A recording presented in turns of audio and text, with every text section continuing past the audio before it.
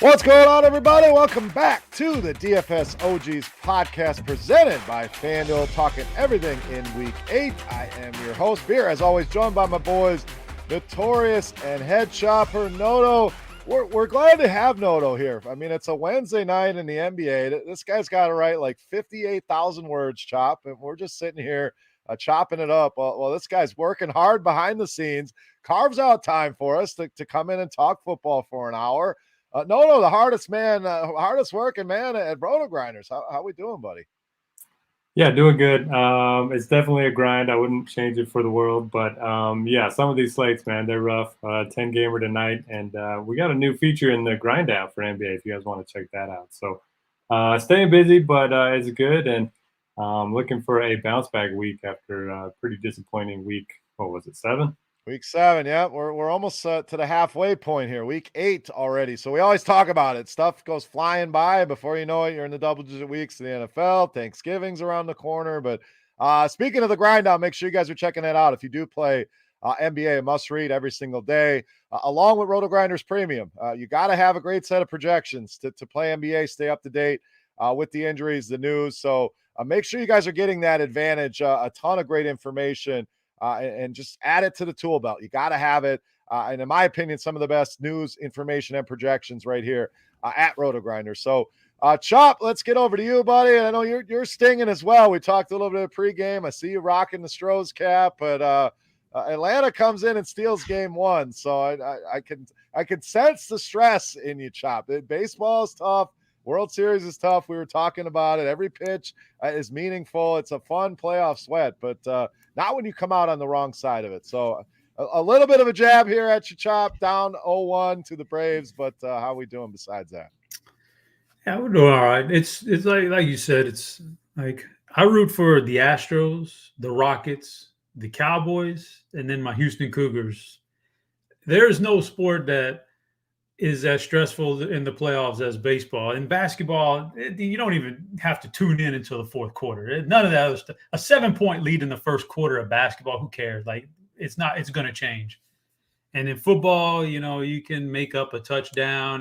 They drive down to get a touchdown. You got all game to make things up. In baseball, you could literally end the game with one swing of the at bat. If the opposing pitcher is good enough, and you're not going to get that much run support. So every pitch is so stressful. I hate baseball playoffs, but I'm glad to be there. But I hate watching. I'll be glad when it's over with, and then I can start enjoying sports again. You're right. Now NBA, that fourth quarter is stressful. As my Bucks were making a run, that every single possession mattered, but your baseball is the whole way through. You get down a couple runs, and it's like, can we score enough runs to even get back in this game? So hopefully they get back on track tonight, game 2. Must-watch TV tonight, so I'll definitely be tuning in. But we are here to talk football, break down the Week 8 slate. Before we do, guys, first I want to thank the sponsor at FanDuel. We appreciate their support. Also, want to make sure you guys know about this contest. It feels like most of you guys know. Some of you may not know if you're just joining us for the first time. What it is, head over to FanDuel.com/OG and do it as I'm talking. Little two things at once, getting things done. Make sure you guys get in there right there in the play now button. You click that, you reserve your lineup, you come back at any point and fill it out. But what it is, a single entry contest, just a $7 buy-in in this thing. There's also season-long payouts for the people that perform the best over the course of the season. Now, if you haven't played yet, no sweat, because only your top 10 scores will count. So if you haven't done well, you've only played a few, you're just starting now, you are still very much in the hunt. The winner at the end of this thing, not to mention the weekly payouts. It's $500 to the winner of this tournament on a $7 buy-in. The winner of this thing is going to walk away with $5,000 in additional money. So we'll take a look at the season-long leaderboard here, a fun contest that mixes weekly single entry with a season-long component. Top 10 players are all going to win cash. Premium RotoGrinders memberships available as well, $10,000 in total prizes. So again, FanDuel.com/OG. Make sure you guys get over there and play against us. The three of us are in that tournament every week. You get Dean in there. You get Dan Box in there every week. A lot of RotoGrinders people. And we'll have a little shout out for somebody that won a pretty massive prize in this contest later on in the show. So congrats to them. and we'll discuss that here as we go along. But one more thing I want to touch on real quick, guys, before we get into the games. This whole Tom Brady 600th football, they end up giving this guy, it was about $97,000 when you get the Bitcoin and the autographed jerseys, a couple years of season tickets. Chop, I'm going to go to you here. This guy got hosed. I mean, plain and simple. That football is worth who knows how much. It's 600 touchdowns have never happened in the NFL.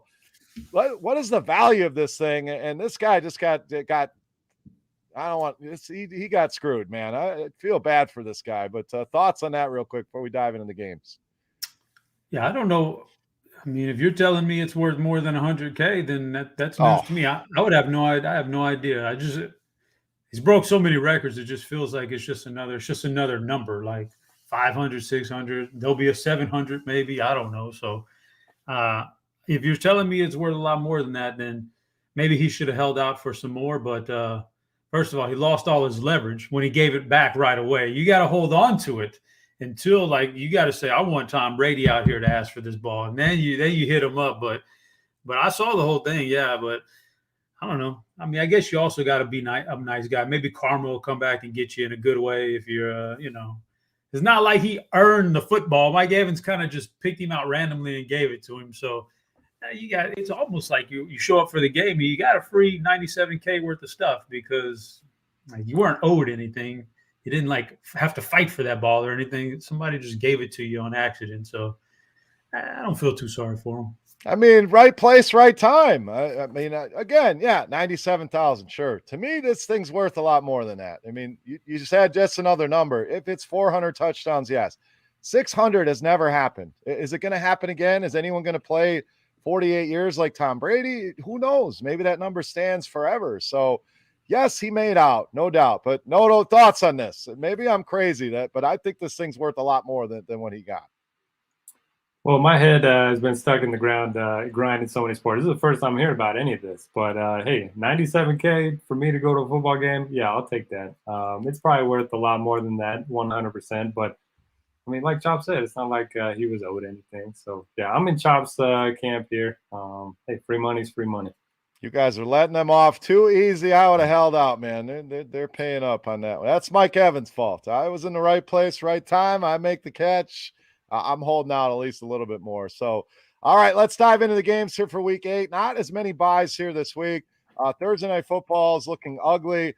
Quick note before we went on the air here, Davante Adams officially out for Thursday night, did not travel with the team. So we'll see if they have Alan Lazard. He's also on the COVID list. Do they get Marquez Valdes-Scantling back?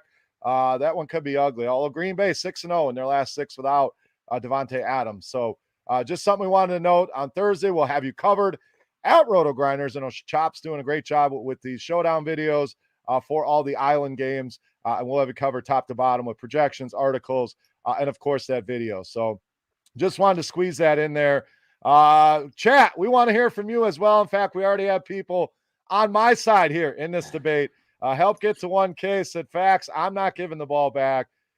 I'm with you, Chop. The karma thing, the nice guy thing, I'm all about that. But sometimes, you think about the other end, like an investment for my kids or, something like along that line. So I'm glad I got somebody on my side here. So we're 2-2. If you guys want to weigh in on that debate or anything else here in the NFL, you have questions for any of us, please sound off in the chat, and we'll get to as many of them as we can here. But, guys, let's jump in here. First game for week 8. We got Pittsburgh and Cleveland. Cleveland minus 3.5, 42.5 on the total. All these lines will come to you courtesy of the FanDuel Sportsbook. So, Derek, let's start with you here. Cleveland, the story last week, Dearness Johnson looked amazing in that game. Well, now we get the return of Nick Chubb to that lineup. Pittsburgh side of things, coming off a bye here, so should be fresh. We know Juju Smith-Schuster will miss the remainder of the season, but kind of a low total here in division game, Derek. How is this one playing out? 42 does not scream stackable or grab a bunch of pieces in DFS. Yeah, certainly not a game that I'm looking. Cleveland side just waiting on injuries. I mean, oh no. I think I'm just cutting out a little bit. I wasn't on mute though, so props there. But yeah, Cleveland side just waiting on injuries. If Chubb ends up being active, I think he's at least interesting. This offensive line, one of the better ones in the NFL. They're playing at home, they're favorites, so I'll have interest in whoever starts a running back if it's Dearness Johnson. Even better because he's $1,300 cheaper than Chubb on FanDuel, so I like that. Passing game, I'm just going to avoid it for now. I've been avoiding it pretty much all season. I don't think that's going to change here. And then Pittsburgh side, we basically just had Najee Harris as the one guy that we could count on each and every week. I think Deontay Johnson is interesting, but really low total. Claypool's always got that, deep upside. But for me, I don't love this game as a whole. And I'm going to take Pittsburgh just because I think it's going to be, a field goal either way. And if I get that extra half a point in there, I'll take Pittsburgh. All right, other news in this game, Jarvis Landry did not practice today. No Donovan Peoples-Jones either. So again, could open up more opportunity, but Chop, who's taking advantage of it? Certainly it's not Odell Beckham. He just did not been great this season. So super cheap across the industry. I think that will have a lot of people looking at him. I don't like a lot either from this game. I think Dearness Johnson has earned himself a role. Maybe he plays a Kareem Hunt role, but you're risking it there with Chubb back. I am interested in Najee Harris just because of the volume, but the price is up. Chop, anything here? It just doesn't seem like any standout plays. Feels like a game you can comfortably cross off and feel okay about it. Yeah, I don't think there's any standout plays, and it's really hard to analyze Cleveland with not knowing all the injuries for sure going in there with that wide receiving core, and even Mayfield. I'd like to know, how does he feel a little bit? I want one of those practice updates. How does he feel? But I mean, Cleveland walked in there last week with a veteran quarterback, old guy who's doesn't have much left in the tank, and no guys in their backfield, and they sat there and smoked a Denver team that is not bad. They're not good, but they're not bad. So I was, that's all because of the offensive line. That just goes to show you. And so yeah, there's no standout DFS plays, and I would say that.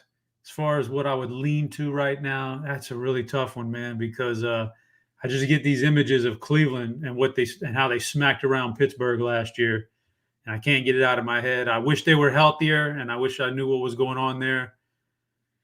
I can't do it. I can't pull the trigger on them, so I'm just going to take the under here because it feels like Cleveland's path is to grind on the ground with that offensive line, and I guess I don't really trust Big Ben, so I'll take the under. Why not?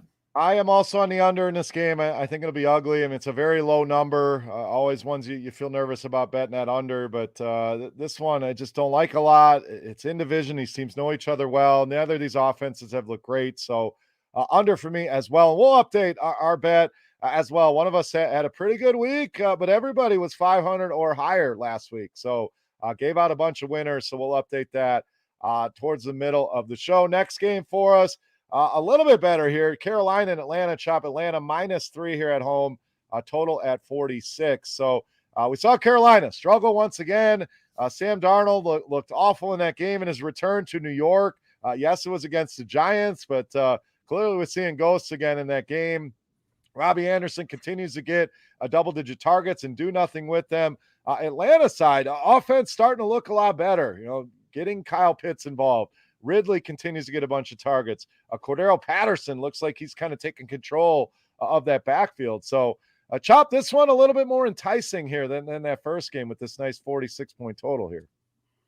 Yeah, that Atlanta-Miami game last week, I thought it could be a shootout, and they were very close. They were just really close to actually getting there and shooting it out, but they didn't quite get there as much as I thought they would. But I think this has a chance to be that game.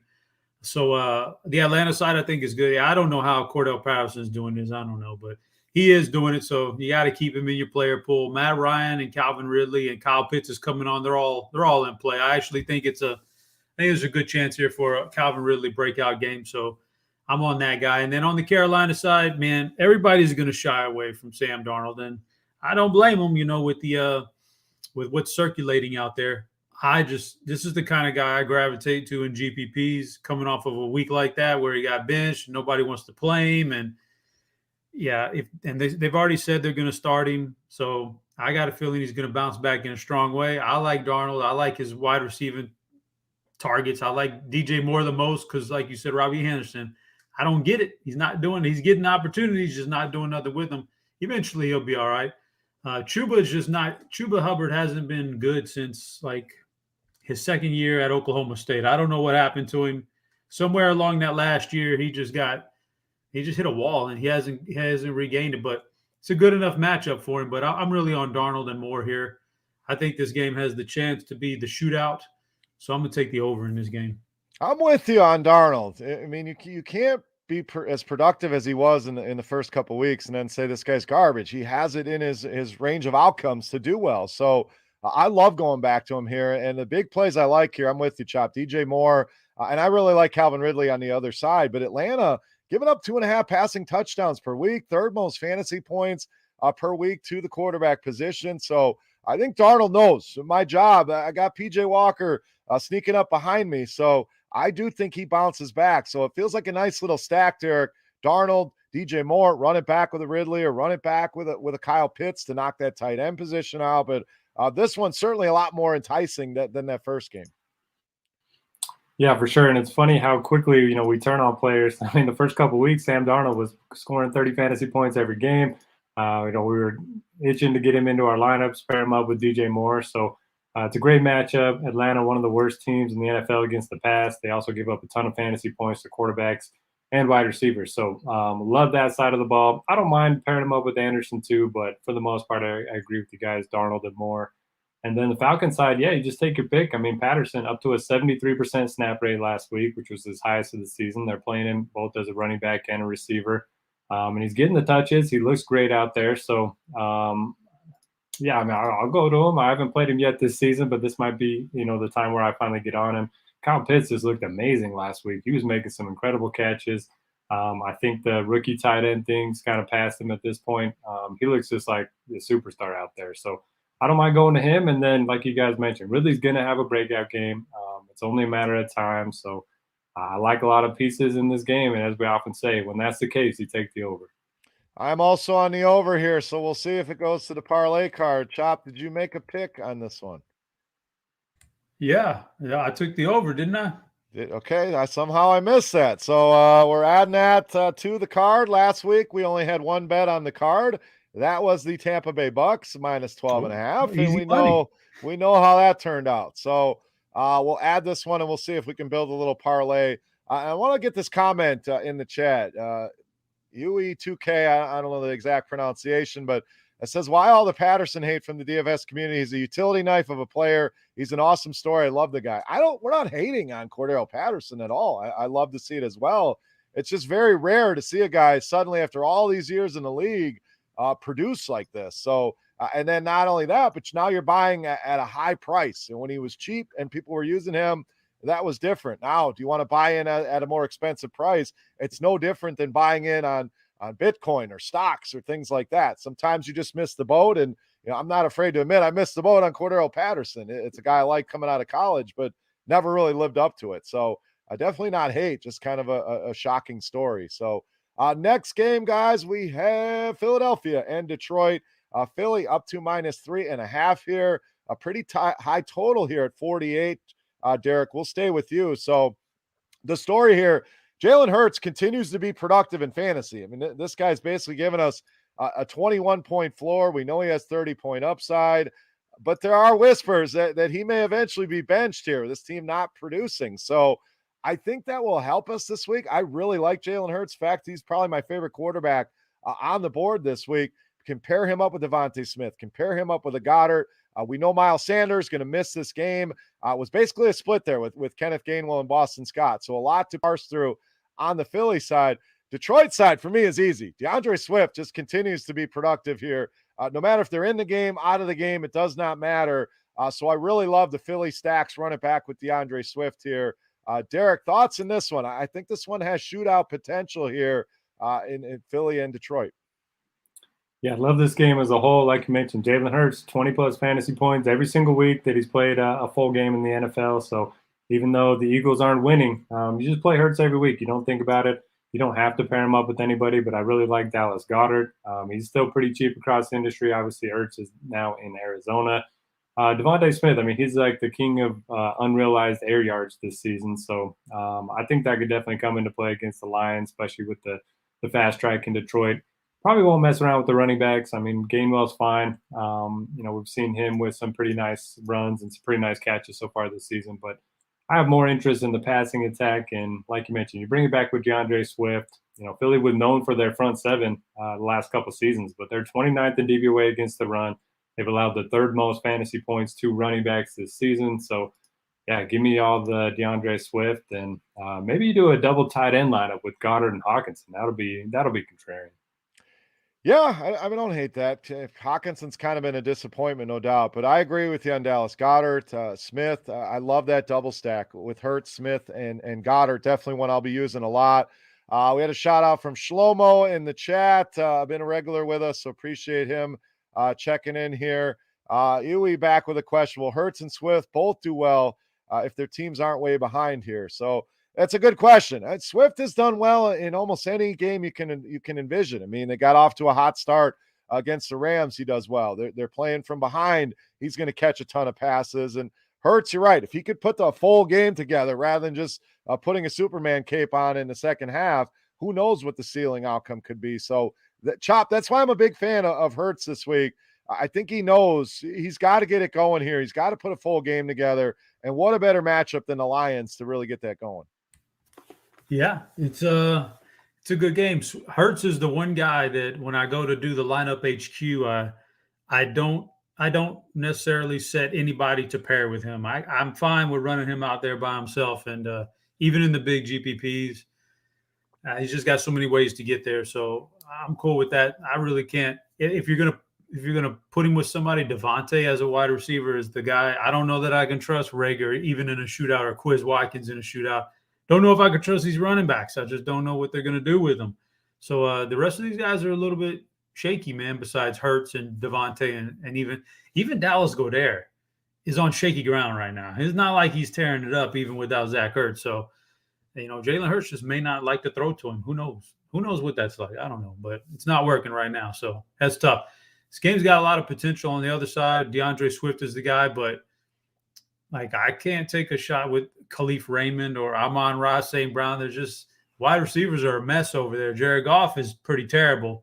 Jared Goff needs to be in the shootout for him to get there. I mean, not a shootout, but playing from behind, / shootout where he's just like that first game of the year.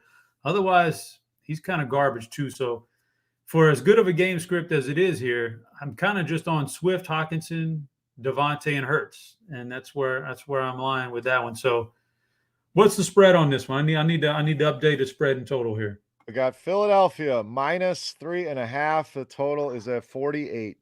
And what is everybody taking so far? Nothing. I might have missed Derek's. I'm going with the Lions here. In fact, you got me. I went the Lions too. I think the Lions win this game. In fact, I've seen money line. Right? Yeah, money line was plus 158 at FanDuel the last I checked. So this is the one that they're going to win, and this could be the end of Jalen Hurts. So play him while you can. Again, I like him a lot in this matchup, but they go to Detroit and lose.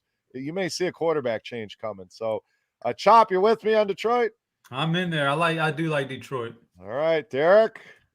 You guys, we've tried this before. Detroit 3.5 point underdog. I'm not gonna put this on the parlay card. I just can't do it. I do think they'll be competitive. So I think both teams are gonna put up points. Give me the over.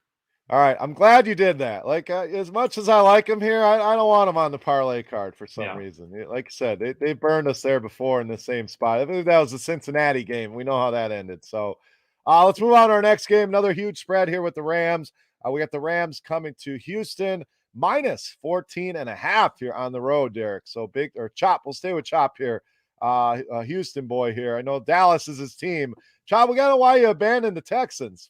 I know there wasn't a team. The Oilers your team, and then they left, and you went to Dallas. How did that all play out? No, when I was a kid, it was the Houston Oilers, and my dad loved the Oilers. He loved the Oilers a lot. There was a Monday Night Football game when I was a kid. It was Dallas and Miami, and it was Marino and the shootout, and something triggered me. I don't know. You can't explain things when you're a kid. So something triggered my fascination with that star and that helmet. And when I was a kid, so I was a Dallas fan. So, and plus, Houston Oilers were actually good for a while there. And my dad would jump around and yell at the TV, and I didn't much care for all that. So I kind of didn't like the Oilers. I was the opposite. I did not not was I not a fan. I actually didn't like them because of all that. So just a Cowboys fan just jumped out to me, man. But Texans, went, I don't know, big old change. I remember when the Texans first came into existence, but I wasn't. I'm just not into them. So, and they're terrible now. So I'm glad, because I won't touch anybody in DFS here. I think they're a bad team. This is the team that we thought they were at the beginning of the year when we were telling everybody that these guys could not win a game this year, maybe. And they surprised us the first couple weeks, but they may not win a game from here on out. So the Rams are going to steamroll them here, I think. And I'm not on any Texans. I don't even want Brandon Cooks in comeback mode. That just doesn't work sometimes. So the Rams, I think you put all those pieces are in play there. You just don't know how they're going to get to that 5 touchdowns. I think they do score like 5 touchdowns. They'll spread it out however they are, but they'll get there somehow. So all the pieces in play for Rams, none of them are in play for me for Houston. And I think it's another big blowout here. So go ahead and give me the Rams. Why not? All right, Rams for Chop. I'm going to disagree here. I'm going to go with Houston, and I know they've been bad. I don't disagree with your points. They're terrible. The Rams have been on a roll, no doubt. This offense has looked terrible. But there's word Tyrod Taylor may come back, and I know it's not a major news point, but he's got to be better than Davis Mills. I do like Brandon Cooks in DFS. He's super cheap, and I know the worry is always Jalen Ramsey. Well, Jalen Ramsey's playing more of a linebacker safety type role. He's not really shadowing people. So Cooks with Tyrod Taylor, very small sample, but 5 catches, 132 yards in week 1. We know they're likely going to be playing from behind, and he is that running back for me. On the other side, Derek, there's a million ways you can go here. You can stack Stafford, double stack him. I really like Darrell Henderson here in this one. I'm hoping people kind of bail a little bit after last week, kind of disappointed in a good spot against Detroit, but Houston pretty bad against the run as well. In fact, they've allowed the most rushing yards of any team in the NFL. So I'm going Houston with the points. I like Cooks. I like Henderson. In fact, I like that whole Rams offense. Derek, where do you come out on this one? It's got to be the Darrell Henderson bounce back week. I know he disappointed last week in a great spot, but he gets another one this week, like you mentioned. He played on 88% of the snaps, so he's going to get the bulk of the work for a team that's projected to score 30 points as 2 touchdown favorites. I love the spot for Henderson. I'll be playing him and a ton of it.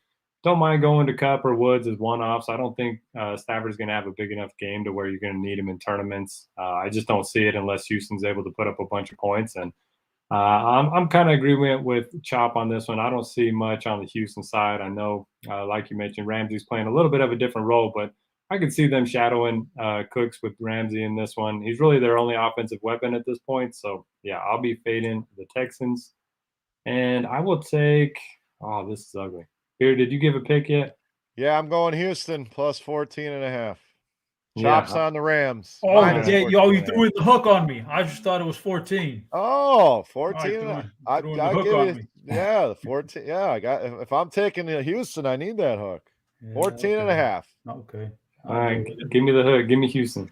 All right. Oh, no, I'm on an island. This is not good. A 14 rewind back. 14.5 point road favorite. It's ugly. Chop, when you go back and watch this on demand, you'll hear that hook in the intro of the game. So what wasn't a last second change on your focus on the Astros losing. I can't even think right now. And I'm getting called out on the chat. They're telling me I'm drunk. So I don't know if that's from my Lions money line pick or taking Houston here with the points or both. So and we had a question: who's the Eagles' backup quarterback?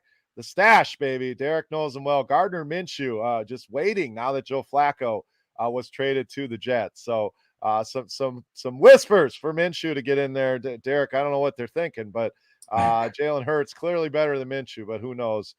Moving on to our next game, we have Cincinnati. Speaking of the Jets, here they are, Cincinnati, up to 11.5 here.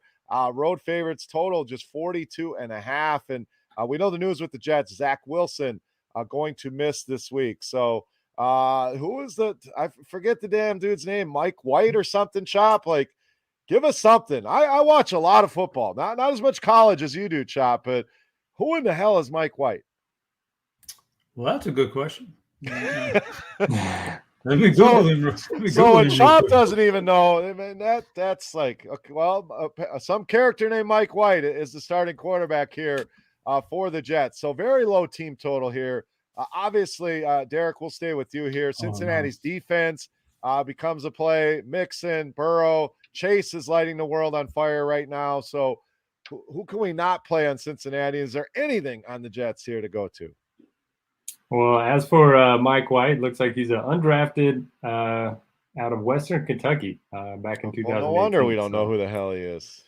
So, yeah, don't know a lot about him. They're going to be trailing in this one. I know, in prior DFS years, we kind of looked to punt at the quarterback position, but that's no longer the case. I will not be playing any Mike White, and it's hard for me to play the receivers when I don't trust the quarterback, so I don't think I'll go there. The backfield is still a split. I know Michael Carter is the best of the bunch, but it's not enough for me on a full slate. So pretty much a full fade for me on the Jets.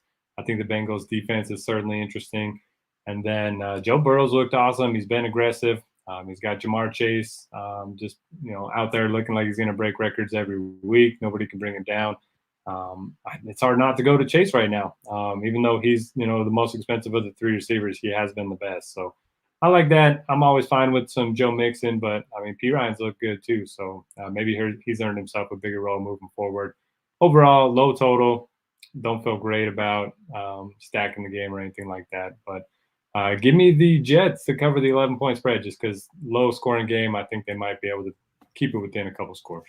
Wow. We have a Mike White believer, Derek, going with the Jets. I did not see that coming, Noto. So kind of a shocker here. But Chop, Jets, it's tough to trust anybody. I'm with Noto there. Cincy, I love Chase. I really like T. Higgins. Got a ton of targets in that last game. I think it was like 15 targets.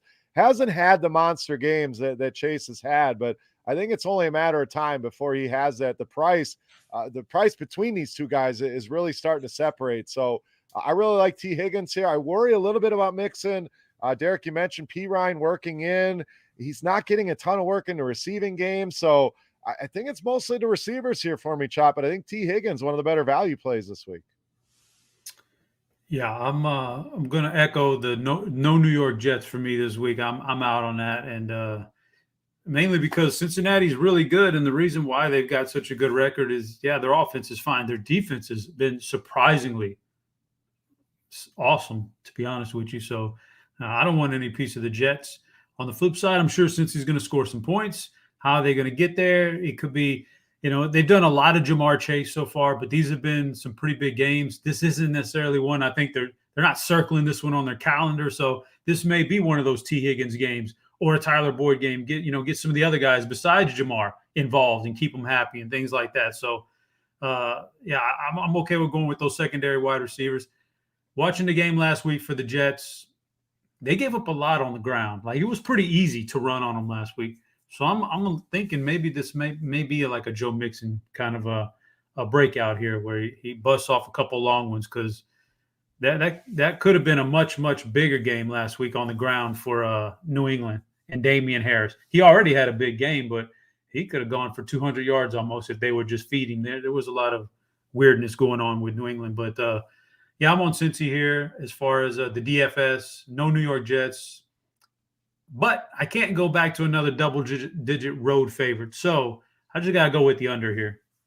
I am also on the under in this game. The line, I can't go the Jets. I don't want to lay the 11.5 with Cincinnati. As impressive as they've been, I can just see the Jets kind of staying close, this game being ugly. The Mixon call, Chop, interesting. The Jets have allowed the most FanDuel points per game to running back. Not even close. They're averaging 34 points allowed to that position. Next closest is 27.5. So most touchdowns allowed as well. So Mixon certainly intriguing in this matchup, no doubt. So I'm going under with you as well here, Chop, at 42.5. Next game, this one should be fun. Tennessee and Indy. We got Indy minus 151 on the total. So this one continues to be bet up, Chop. So huge game here for the Colts. Tennessee on a roll here. The Colts pretty much in a must win to keep competitive here in the division. So Tennessee, again, big win against Kansas City. A.J. Brown finally looks back to normal. We saw Tannehill have a decent game. Julio's healthy. Derrick Henry, we know, has been a steamroller. On the other side, Jonathan Taylor. We have Pittman. We have T.Y. Hilton back in the lineup. So Chop, this one's going to be stacked a million different ways. I guess the question is always, how do we get different here? What are you seeing in this one, Tennessee and Indy? Yeah, I think they're all in play. All the cast of characters that normally you would be in play are in play in this game because it's looks like a pretty good one. Tannehill, Henry, Brown, Jones. For the Colts, yeah, I give them credit. They're trying, man. They should have beat Baltimore in Baltimore, and then they did go into San Fran last week, and they actually beat San Francisco. So they are they're there, man. They're just like really a couple plays away from being a pretty decent team right now. Give Carson Wentz some credit. So I think he puts up a pretty decent game here against Tennessee. That's got to go to Michael Pittman. I don't see any way around it. So it's got to be Pittman and Jonathan Taylor taking on like all kinds of work, man. We thought he was just a game script dependent, got to get ahead and let him grind out 25 carries. No, he can get it done in the passing game. Just basically like any good running back, just get them in space and they can do well. So I guess they've finally learned that lesson here. So yeah, it's tough for me to pick a team here, so I'm going to take the over. There's just a lot of things that could happen here to help this thing go over, so give me the over. All right, Derek, I'll put my pick in here. I just think Tennessee's the better team. I know Indy's playing well right now, some impressive wins of late, but this Tennessee team on a roll. I'm hoping last week was not kind of their Super Bowl against Kansas City, and we see a letdown here, but I just think on offensively especially, we know the Colts have the better defense of the two, but to me, Tennessee's the better team. So I'm going to lock them in at +1 here on the road. Thoughts here, Derek? Best bet, DFS. What do you got? Titans and Colts. Yeah, I love this game from a DFS perspective. I don't have a ton of interest in the quarterbacks, but like Chop mentioned, I think the passing game is going to go through Pittman. He's looked great so far this season. Wentz obviously trusts him. And then on the other side, A.J. Brown, a couple of nice weeks in back-to-back games. So I like both of them kind of as standalone plays rather than, pairing them up with their quarterbacks. And then the starting running backs both look awesome. Derrick Henry, 31 touches again last week, didn't find the end zone, but still another big game for him. And then Jonathan Taylor, like Chop mentioned, just been getting more and more work every single week. This game has a high total. You can run on both of these teams. So, yeah, I like it quite a bit. And I think you can build some interesting 2-and-1 stacks, using the running back and wide receiver. We used to see Derrick Henry and A.J. Brown, just individual plays winning the Millie Maker. So I don't think that's out of the question here with, the running back and the wide receiver one on either side. For my pick, I'm going to go with the Colts. We're going to have 3 different bets in this one. I'm a believer in what I've seen in the last couple of weeks. I trust Frank Reich. And, yeah, I just think Titans, like you mentioned, I think they might be in a little bit of a letdown spot after just trouncing the Chiefs. Man, boy, was I wrong about that. I used Mahomes as my quarterback last week in cash games. That was not pretty. Yeah, what a disaster they've been. So we'll see if they can turn the ship around, but it's been a mess there with the Kansas City Chiefs. So next game we got Miami and Buffalo, another big spread as you'd expect. Buffalo -13.5. Big total, Derek, at 49.5. Buffalo should be well rested coming off the bye. Miami, we saw signs of life. They come up a little bit short in that game against Atlanta, but put 28 points on the board. Tua put some numbers on the board as well. Gesicki was good in that game, but do they have any shot here in Buffalo? We know this defense has been very impressive. Their team total sitting at just 18. Other side of the ball, again, Josh Allen certainly in play. Diggs, it's only a matter of time before he has a big game. You always have the Xavier Howard issue, but a lot of options here. Maybe even a Tommy Sweeney as a value tight end. So, Derek, 31-point team total. We almost have to have some exposure here to Buffalo. How are you getting in here in DFS, and what's your bet on this game? Yeah, it's a tricky one for me because I love the spot for Josh Allen, but a ton of respect for Xavier Howard. He's one of the few cornerbacks that I try to avoid whenever possible. Once he was announced as in last week, I kind of got off of Calvin Ridley, and he was bailed out with that 1-yard touchdown, but he held him to a very quiet game. So I'm having second thoughts on Diggs. Love Allen. Maybe this is a game where Emmanuel Sanders, has the big game, or Allen has that rushing upside. You don't necessarily need to pair him with anybody. And then the running backs, they're just tough to play on the full slate. It was showdown, something like that. You could play Moss or Singletary, but you just can't play him on a full slate with so many options. Miami side, I'll be keeping a close eye on Devontae Parker. If he's out again, I'll like Waddle quite a bit. I like Gesicki. Both of them have been playing well. Their offense, like you mentioned, looked pretty good last week. So that's kind of my thoughts on it. And yeah, I'll take Buffalo to cover the big spread at home. It doesn't feel great, but I think they smash in this one.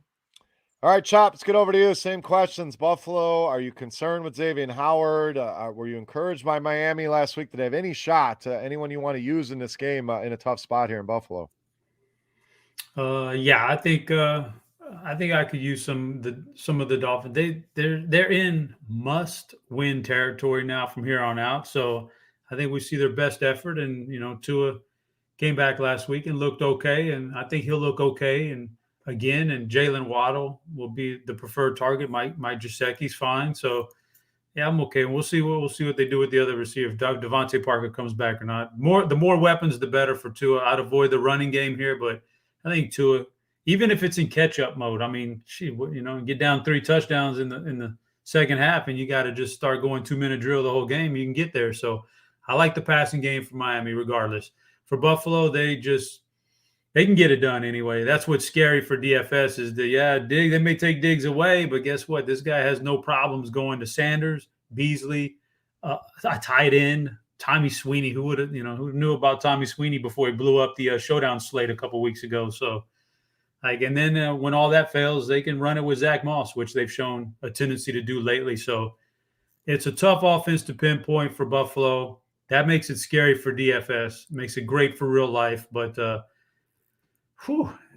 Josh Allen might be a guy you can run out there without any pairing this week, so I don't mind that. But man, pick is tough. Yes, I hear you tiptoeing around this pick. You just keep. Who do you got, Beer? What do you talking. got? What do you got, Beer? I'm doing the same. I'm waiting. I'm trying to wait on you. I'm gonna go under. I'm gonna say the under here. Miami worries me. I think Miami's defense is not horrific, where maybe they slow Buffalo down a little bit. I just don't have a strong take on the spread here. Feels like that 13.5. They're trying to trick you into taking Buffalo because it's under 14. I really don't want to take Miami. I'm just going to go under here, under 49.5. Yeah, it's a tough one. I don't think I could put my pick on. I couldn't put my pick on Miami because there's too much stuff. But give me Buffalo, I guess. There's just too many ways they can score, and the Miami offensive line can get blown up, and who knows what happens then. So I'll take Buffalo, but I'm not very confident in it. All right, let's update some stuff. Chop, you pull up the OGs contest while I pull up our standings in our bets contest. The three of us we're keeping track of all of these bets, and we have a little season-long bet going. So last week I mentioned everybody was 500 or above. So Chop, you checked in at 5-5 last week. I was 6-4. Derek, the big winner in week 7, 7-3. So well done on that. And that brings Derek up to a tie. Derek and I had 41 wins. Chop sitting at 38. So anybody's ball game here in the picks contest. Chop, you got a little bit of ground to make up, but everyone is still involved in it. As far as the OGs contest, last week, let's see, let me pull this up. We had a winner of our contest, and that contest was simple. You add the RotoGrinders logo to your FanDuel, make that your avatar. If you win the weekly tournament, we were handing out a free year of RotoGrinders Premium, not a month, not a week, a year, over $1,000 in value. And that winner was double who in NFL. We don't know the exact. We try to each say that the pronunciation, so hopefully we're not messing it up. But if you're out there listening right now, you know that you won this contest. Even if you're not listening here, we hope you are. We hope you're all listening each and every week. Reach out to any of us or RotoGrinders on Twitter, DM, whatever it may be. But we want to get you hooked up with this free year of RotoGrinders Premium. So congrats to Double Who in NFL. We'll look at his lineup here, or hers. We'll look at their lineup here in a second. I want to shout out the top 5 as we always do. Minia Policia, I don't know, 5th place, 170.56. Congrats to them. Drummer, that might be Minneapolis Ace. I think I cracked the code there. Oh, there you go. Yeah, I mean, that was easy. Sometimes I was trying to read Spanish there. Minneapolis Policia. Minneapolis Ace. Well done, Chop. Thanks for the assist there. Drummer 1676 took 4th place for $75.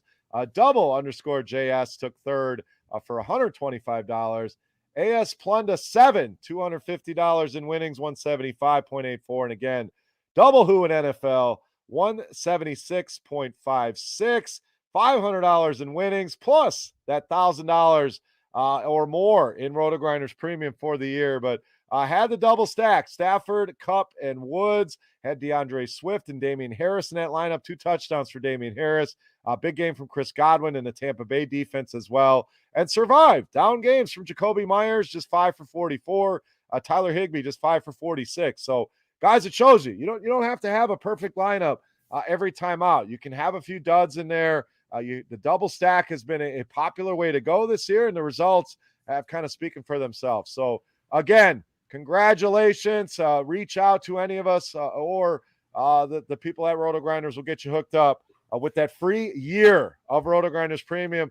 That promotion is ending. We're going to try to come up with some more stuff here throughout the contest, but make sure you guys are a part of this. You do well, we'll shout you out as well. Chop, we have that season-long leaderboard. Let's take a look at who's doing well there. Yeah, we got it. It's look at old Urinal Cakes made to move up to number 3, man. So he's on a roll. Love it. Urinal Cakes at 3. We got Bucks 9 in the top 5. Bregonia 4794. That's been one we've shouted out before. So still sitting in top of the leaderboard. And again, it's not too late. Your top 10 scores out of 18 scores. Remember, we got 18 weeks this season. We'll count for this contest. So don't pack it in if you haven't started out well. Been some down weeks for me as well. I plan on climbing this leaderboard. I know Derek representing in that top 50 somewhere for us. So a fun contest. Again, $7 single entry. The season-long leaderboard. You can find all of this information, FanDuel.com/OG. It's a great way to come play with us, to talk some crap and support not only the show, but the sponsor of the show, FanDuel, as well. So that leaderboard over at FanDuel.com/OG. Chop, any other sightings you want to shout out here? Yeah, I'm looking for certain names. I don't see them, so that's good if I don't see them near the top. But there was a couple back here. Yisman's still up there. The double who NFL. He just had that one big week this week, and he jumps up into number 21. So that just goes to show you, like, even if you haven't entered a game yet, you're still not behind anybody. You're still not behind the 8 ball. You've still got 10. As long as you've got 10 full weeks of games in here, you'll be all right. So you can jump in at any point and make a move here. So I don't see any big names. I'm looking around, but so far, I think it's wide open still, man. You can make a move with one big week right now.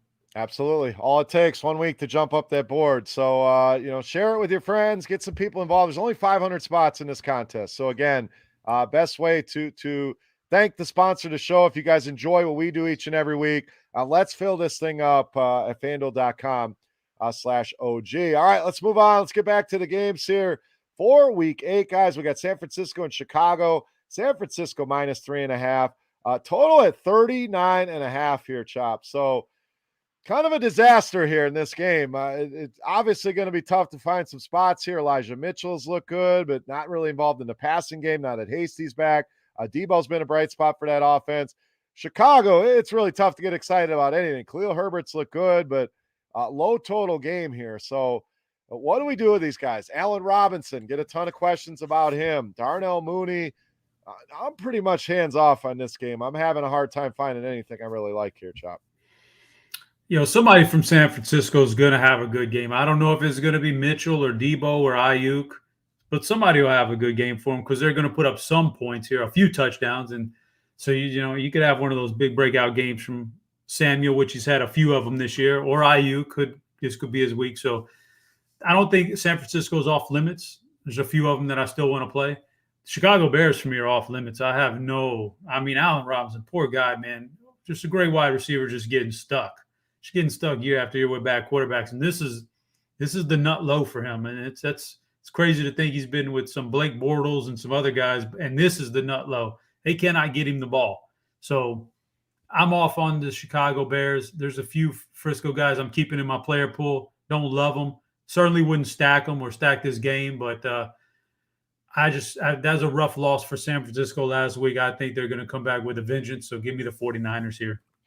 All right, Derek, over to you. I don't have a ton on this game. I think it's ugly. I would abstain from a pick if I could here. I'm going to go under on 39.5. I know it seems insane, like the lowest total we've probably seen all season, but this game just screams ugly to me. So they'll probably score 70 here in this one, but I'm going under here. Derek, what do you got? Yeah, this one's ugly. And, I asked you guys about your, optimal strategy for our OG contest on FanDuel. And you guys were saying, take some more chances because you do have those scores that are going to drop out of your top 10. And so I tried to do that last week. I played Justin Fields in the OG contest. And boy, that was rough. I figured, hey, they're going to be trailing and you can't run the ball on Tampa. But he can't throw the ball either. So that's quite a problem for a quarterback. So for me, going to be fading the Bears. It's just hard to trust anyone at the moment, plus not a great matchup. And 49ers, I'm fine with Mitchell and Samuel and like the Millie Maker type of contest, but you guys mentioned it's going to be a low-scoring game. And Beer, I'll hedge a little bit since we're tied, and I'll go the under with you. All right. Again, tough to be excited about an under 39.5, but that's the kind of game we're dealing with. So let's get out of here. Let's move on to Derek's Jacksonville Jags coming off a bye, traveling out to Seattle to take on Geno Smith and company. Seattle -3.5. Another low total here, Derek, at 43.5. So another game. It's tough to get super excited about this one, but Jacksonville, well rested. We got the DJ Chark news. He will miss the remainder of the season. So any interest in Laviska Shenault? A lot of people come into the season had high hopes for him. We've seen some decent games, but no real major games. Marvin Jones has kind of fizzled out here. Maybe the bye week helped him. James Robinson could be a play here for us. Seattle. I mean, these receivers are just hamstrung right now. DK Metcalf gets that long touchdown, then we basically don't hear from him again. Lockett has basically done nothing since Smith took over. Collins could be a play here, but Derek, mainly James Robinson for me. And then I asked the question, which receiver do you trust here with Jacksonville? And do you have enough trust in Trevor Lawrence in this spot? I think it's a tough spot for Lawrence, traveling across the country, playing a tough Seattle team. I know they're coming off of the bye week, but tough spot for him. I do like James Robinson. He was up to 85% snap rate his last game. And I could get a little bit of Marvin Jones, Shenault. They're cheap enough that they don't have to do, a ton in order to pay off their salaries. Seattle side of it, we saw way too much for Rashad Penny for me to feel comfortable with Alex Collins. I know we want to play running backs against the Jags, especially, as home favorites, but Penny worked in a lot more than I was expecting in that primetime game. And you mentioned that Lockett just hasn't been the same with Geno at quarterback. So for me, give me some Metcalf. He was kind of locked up with Lattimore in that game against the Saints. The Jaguars clearly don't have Marshawn Lattimore type of cornerback. So I think he's going to have a big game. And then don't mind bringing it back with some James Robinson. And I'm betting against the Jags. Give me Seattle to cover the spread pretty easily. A little hedge life for Noto. Betting against. I mean, it's never wrong doing that. Your team loses, at least you made a few dollars on it. I'm going to go with Jacksonville here. I like them a lot with the 3.5 points. I just think the Seattle offense it's driven by Russell Wilson. You don't have him, it's going to hamstring everybody. So I love James Robinson here. I don't even hate the Jacksonville defense as a cheap play in DFS, but all Jags for me, Chop. I'm going Jacksonville plus the 3.5. So I'll turn it over to you. Jacksonville, Seattle. What do you got? Not in love with this game from DFS. That's for sure. I know Jacksonville's probably going to come out and be better. And a little bit more time here to sort things out. They'll be better than they have been, but still don't think it's very good. Seattle's just terrible without Russell, like you said. So everything's built on Russell, and they don't have him. And so it just doesn't feel good either way. It's a great matchup. The two guys that I am looking at in this game, the James Robinson is, I think there's a path there for him. And I actually have a little bit of respect for Alex Collins. I understand he's going to lose some work to Rashad Penny, but he's still got 16 carries in that game on Monday night. And so this is definitely a much easier matchup than that was. And I'll pull his numbers up real quick. That last game, New Orleans is not a team you can run on. Look at the carries, 16, 20, 15 over the last 3 weeks. If you get anywhere from 15 to 20 carries against Jacksonville, that could be a 100-yard game right there. This is a much easier competitor. So I'm okay with Collins. I don't love this game in general, but I'll say that if I don't like it for DFS and the only guys I'm even vaguely looking at are running backs, you got to take the under. So I'm taking the under. All right, both these teams bottom 10 in FanDuel points allowed to the running back position. So both have been bad against the run. So I James Robinson I really like. Chop, I don't hate the points on Collins. I do worry about Penny a little bit. So, but the running backs certainly in play in this game. All right, next game we got New England and the Chargers. Chargers sitting at -6, 48.5 on the total here, Chop. So New England coming off that beatdown of the Jets, they put 54 points on the board. The Chargers licking their wounds as well. They had that tough loss in Baltimore the last time we saw them. So they are coming off a bye, so should be fresh and rested here. So do the Chargers bounce back, Chop? I know there's a lot of talk of Chargers are going to the Super Bowl. The coach is the coach of the year, Brandon Staley. The Patriots made a statement last week, and it was against a bad team, but is this offense for real? I mean, can they go out to LA and get a win here in this one? So an interesting game, Chop. What do you got here? Patriots and Chargers. Yeah, I don't think they're for real, but I'll say this. I love a team coming off a bye week if they've got a smart coaching staff. And I think these guys, the Chargers, have a smart coaching staff. Clearly what they've done in the first half has been a philosophy on defense of you're just not going to pass that much against us, but we're going to give up the run. Okay. So on the surface, that would lend itself to Damian Harris, who's actually been pretty good. And as long as you get on Sunday morning and you see Ramondre Stevenson is inactive like last week, you can fire him up. Otherwise, I'm probably not firing him up. But you're coming off a bye week. I think the Chargers can address some of those issues on defense. I think it's going to be tough for New England to do anything on offense. I'm certainly Mac Jones, man. I just can't get behind him for DFS. He's just too much of a game manager. He's overboard with game management. So I don't like the Patriots side of it. The Chargers coming off the bye. It's a very tough matchup, but I think you still have to respect Herbert and his wide receivers and Austin Eckler because they're just that good against anybody. It could happen. So they're all in play. Patriots or not. I think the Chargers steamroll this game, so give me the Chargers. I really like the Chargers here as well. I'm not buying that Patriots team, like you said. It's the Jets. I know we've had some comments help get to 1K. Was bashing his own team there in the comment section, and you can't help it. But I really like the Chargers here in this spot. And I think Mike Williams has been phenomenal. Keenan Allen remains too cheap. Eckler in a good spot. So all Chargers for me pretty much here, Derek. Putting them on the -6 and DFS. I like a lot of ways you can build the Chargers lineups here. So, Noto, what do you got here? Chargers, Patriots. Yeah, I agree with you guys. And I was actually watching Red Zone, and they cut to the Patriots, and the announcers thought that Jacoby Meyer scored, but it was somebody else. So I thought that was pretty funny. The guy just can't find the end zone. And Chargers have very good secondary. And we know the Patriots, I mean, they're rolling out 3 running backs for 20+% of the snaps now. So I like Damian Harris as a player, but it's hard to trust them as, road underdogs here. So I agree with you guys there.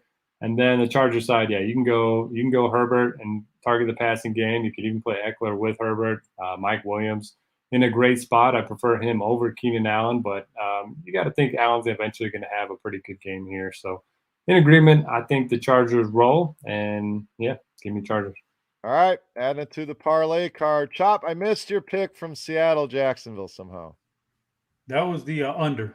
Okay, under. All right, next game we got Tampa Bay traveling to New Orleans. Tampa Bay -5 point road favorites here. 49.5 on the total in this one. And Chop, I'm going to go to you here. I know you're a Jameis Winston guy, and we get a revenge narrative game here. His former team coming to town. So is Jameis in play? We know you can't run against Tampa Bay. You have to throw the ball. Now, his weapons obviously leave a lot to be desired. No Michael Thomas returning yet. So, you got Callaway and Kenny Stills and, guys like that you're throwing the ball to. But we've seen a lot of teams have success through the air against this Tampa Bay team. Chop, is this a Jameis Winston week here in week 8? I think it is. The numbers aren't great, but he's doing what they need him to do, what they're asking him to do to win games. He's creeping up over 200 yards, and he'll get you. Look at the touchdowns; they're like boom or bust. 5 or 4, or he's down to like 1 or 0. But I think this is a good game for him. I think this is a good matchup against a poor secondary. Yeah, I think there's some revenge there. I think his teammates know that, and his coaching staff knows that. And I think they'll give you some extra opportunities here. And Traquan is back, and that's probably his favorite target right now. There's no Mike Thomas, so we don't know how it's going to play. But I think Traquan maybe is his number one guy, and he's just kind of been stuck with Callaway and Harris and those guys. So I'm looking for Traquan to get a little bit more integrated here. So I like the passing game here. Kamara can always catch things out of the backfield. I get it. And then Tampa Bay, this is a tough defense. And I think Brady's going to struggle here. As good as he is, I think there's going to be some struggle for this offense because they gave him some tough problems last year in 2 of those games. So I think this one's a lot closer here than I think I'm going to have to go Saints here with these points. I'm taking the points and taking the Saints. All right, I agree with your opinion there. Brady might struggle. I think Jameis could be a solid value play that nobody wants to play. He's been a game manager. Well, you can't be a game manager against Tampa. They're going to put up some points. That being said, I do think the struggles will be there. Looks like no Antonio Brown potentially this week. Word is he's on a crutch. They do get Rob Gronkowski back. We also have the Mike Evans Lattimore battle. Lattimore has owned Mike Evans, so it really feels like another Chris Godwin week here. So I do like him. Other side, I like Jameis in the passing game. You can always play Alvin Kamara, especially against a team like Tampa Bay. But I'm going to go under. This one's kind of ticked down. It's down to 49.5 in the FanDuel Sportsbook. I'm going to go under on this game. Derek, what do you got here? Tampa Bay and New Orleans. Tampa Bay side, give me all the Chris Godwin. You mentioned it. Mike Evans just gets shut down every time he faces Lattimore. So, Lattimore played pretty well other than that one long catch that he allowed to DK Metcalf last week. So, yeah, I think it's a great spot for Chris Godwin. On the other side, I know Traquan, Chop, you said he's like the number one guy, but did you see him and Winston going at it last week? Yeah, they were arguing. That's when you know they're like brothers, man. They're arguing like that. And then he's like throwing in passes, and Traquan's not even looking. That was just an interesting game overall. But Kamara had 21 touches in the first half last week, 31 overall. They're just going to force feed him the ball in the passing game. I don't think he's going to get a lot going on the ground, but Kamara is probably the guy for me, bringing back with Chris Godwin. And I will take, 2 good defenses. I'll take the under 2 here. I'm on a lot of unders. Just looking at it here, that's about 5 or 6 unders. So hoping for a low scoring week this week to keep the picks rolling here. But last game for us, kind of a dud. Washington and Denver. We got Denver -3. Another low total here at 43.5. So Washington struggled last week in Green Bay. We'll see how long the leash is going to be for Taylor Heineke. Antonio Gibson has been a disappointment. McKissick working in a lot. McLaurin did not practice as of this recording on Wednesday, so we'll keep an eye out on that. As far as the Denver side, you got the split backfield. You have Sutton, who's been great, but now you get Jerry Jeudy back in that lineup. So, Derek, we'll stay with you here. Another game. There's not a lot jumping off the page here in this one, Denver and Washington. Yeah, not a lot. Generally try to avoid players going into Denver, but Washington's at least a little bit interesting. The Broncos, I think they're missing both of their best run-stopping linebackers. We saw Cleveland run all over them last week, so maybe an interesting spot for Gibson. If they can build a lead, he'll at least have a chance to get 20 touches. McLaurin, Ricky Seals-Jones are always fine, especially if they get down early. But again, it's a tough spot, 20-point team total there. Broncos side, Sutton's fine. He's really the only guy that I've been targeting there. So I'll have a little bit of him. But ugly game overall. And I will take this one's tough. I will take Denver.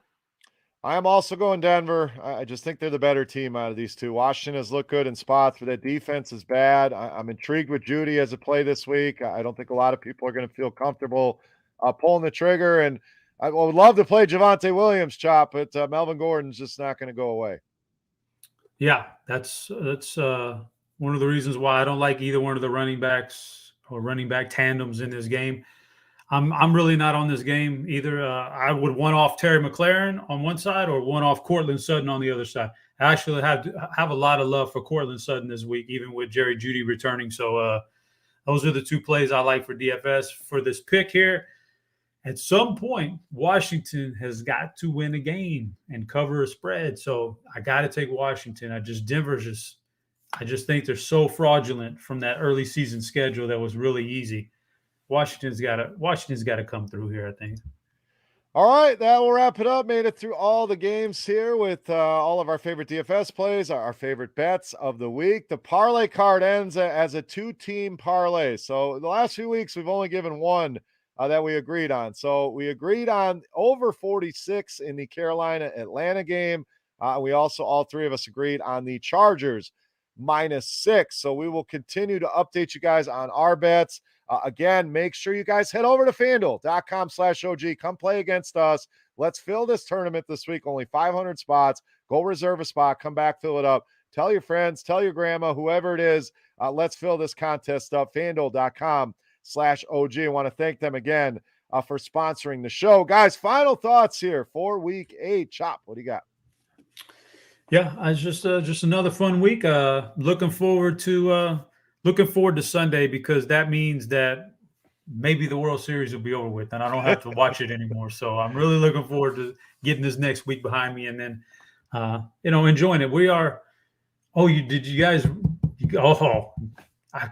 can't take up too much more time, but Sunday, week 8 NFL happens to fall on Halloween. Yes. We didn't even get to talk about the adults dressing up in costumes and all that other good stuff, but maybe we'll do that some other time. But yeah, it's going to be a weird day, man. Halloween falls on Sunday, so it gets you to watch you some football and then go and trick or treat with your family or something. So it should be fun.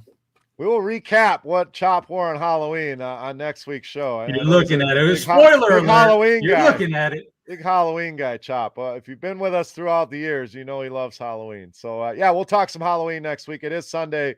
I'll be walking around with the kids, Red Zone on the phone and multitasking. So, always a fun day, no doubt. Derek, final thoughts for the people here. Halloween, week 8, what do you got? Yeah, great time to be a sports fan. We got the World Series going, NFL in full swing, NBA in full swing. We got some crappy golf tournaments as well, if you want to check out that content. But, yeah, do you guys give out full-size candy bars? I've always wanted to do it. I think I might do it this year. Oh, that's baller status there, man. That's above my pay grade, man. Yep. Just to see those high grade faces light up. I want to try it out, but maybe only like 30 of them, and then give the rest of the kids some crappy candy. But, oh, you're going to be that guy. Everyone's going to go out and say, hey, there's full-size candy at Notorious's house. And by the time like the second wave gets there and then you're handing out the minis, your house might get egged. So I wouldn't rethink that plan, man. You're either all in or all out. You're hitting Costco and grabbing a few boxes of the full size, or you're just going to minis like me. And I think the minis are the way to go. But you want to make a statement, that's the way to do it, no doubt. Full size. All right. What time is it acceptable to turn off all the lights and pretend like you're not home? Whenever you want. Whenever you're done. That sun goes down, I'm out, man. That's it. Don't be knocking on my door. Lights off. That means stay away. So Halloween should be fun. Help get to 1K. Says leave a bowl in the front yard. That I remembered as a kid at the old Never take works. One bowl, man. No, yeah, but the first guy getting there is not taking one. That thing is gone, empty. There goes all your full size, and some kids having a hell of a day eating 10 full size candy bars. So that will wrap us up. Though went a little bit long this week, but we appreciate you guys for listening. Thank you again to the folks over at FanDuel for sponsoring the show. Congrats again to our winner for winning a year of free RotoGrinders Premium. If you want to get in on the action, FanDuel.com/OG. So for Notorious, for Head Chopper, I am Beer. We are the DFS OGs. Thank you again for listening. Good luck in your contest this week, and we'll see you next week.